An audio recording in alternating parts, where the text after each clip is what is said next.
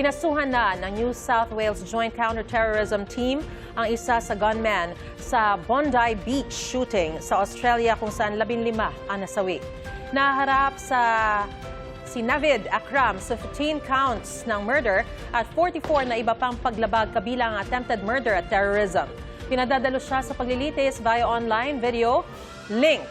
Napatay ng mga pulis sa gitna ng mass shooting ang kanyang ama na si Sajid. Nauna nang kinumpirma ng Bureau of Immigration na nagtungo sa Pilipinas noong Nobyembre ang mag-ama.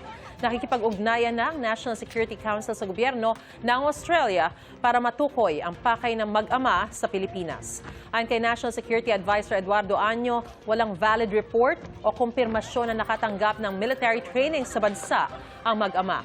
Sinabi yan ni Año kasunod ng pagtawag ng ilang foreign media na isang ISIS training hotspot ang Pilipinas. Inalmahan din yan ng Malacanang. The President strongly rejects the sweeping statement and the misleading characterization of the Philippines as the ISIS training hotspot.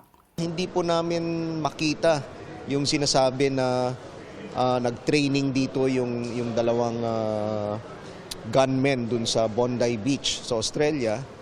At pinag-aaralan po natin lahat ng mga anggulo. Iniimbestiga po natin.